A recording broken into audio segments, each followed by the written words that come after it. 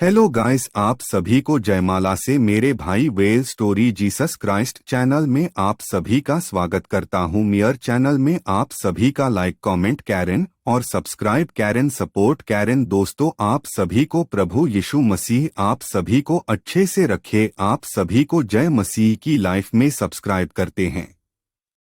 Friends, इस post में हम काइन और हाबिल की कहानी Bible story of Cain and Abel in Hindi share कर रहे हैं।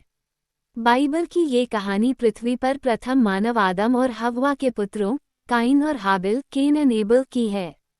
इस कहानी में धरती पर किए गए पहले अपराध के बारे में बताया गया है। पढ़िए पूरी कहानी। अदन वाटिका से निकाले जाने के बाद आदम और उसकी पत्नी हव्वा ने धरती पर अपना कठिन जीवन प्रारंभ किया।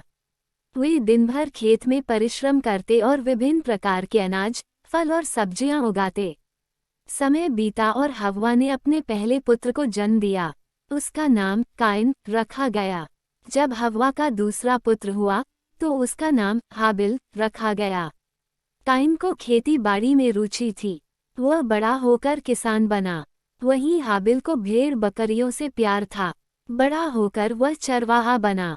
एक दिन दोनों को उनके पिता आदम ने बुलाया और उन्हें प्रभु को बलि अर्पित को कहा। दोनों ने उनकी बात मानकर बलि की तैयारी प्रारंभ कर दी।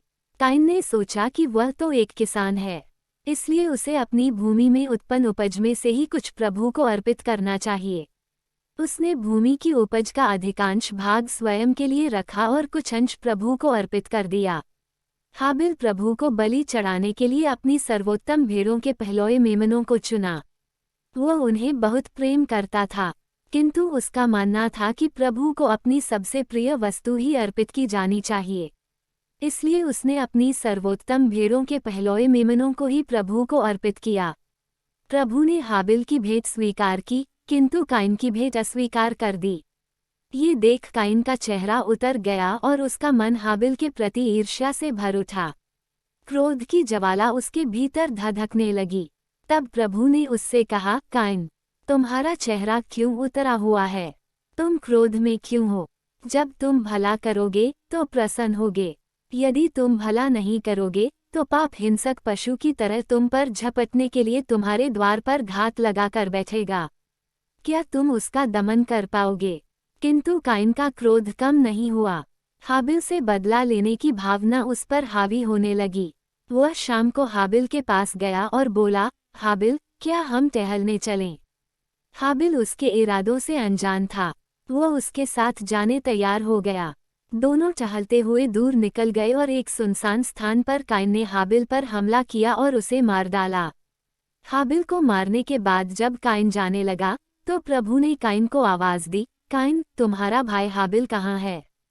काइन ने उत्तर दिया, मैं नहीं जानता। मैं कैसे जानूंगा? क्या मैं उसका रखवाला हूँ? तब प्रभु ने कहा, तुमने क्या किया है काइन? मैं सब जानता हूँ। तुमने अपने भाई हाबिल को मार दिया है। उसका रक्त भूमि पर से मुझे पुकार रहा है। भूमि ने तुम्हारे भाई के उस रक्त को ग्रहण किया है जिसे तुम्हें बहाया है। इसलिए तुम शापित होकर उस भूमि से निर्वासित किए जाओगे। यदि तुम उस भूमि पर खेती करोगे तो वह कुछ भी पैदा नहीं करेगी। तुम आवारे की तरह पृथ्वी पर मारे मारे फिरोगे। काइन प्रभु के सामने गिड़गिड़ाने लगा, प्रभु, मैं ये दंड नहीं सह सकता।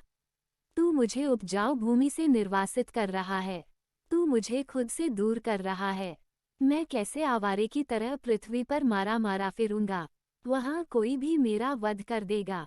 मुझ पर दया करो। इस पर प्रभु ने उससे कहा, मैं तुम्हारे लिए बस इतना कर सकता हूँ कि जो भी तुम्हारा वध करेगा उससे इसका 7 गुना बदला लिया जाएगा। काइन से भेंट होने पर कोई उसका वध न कर दे, इसलिए प्रभु ने उस पर एक चिन्ह अंकित कर दिया। इसके बाद काइन प्रभु के पास से चला गया और अदन के पूर्व में नोद देश में रहने लगा। इस तरह काइन के द्वारा धरती पर पहला अपराध किया गया और उसे उसकी सजा मिली।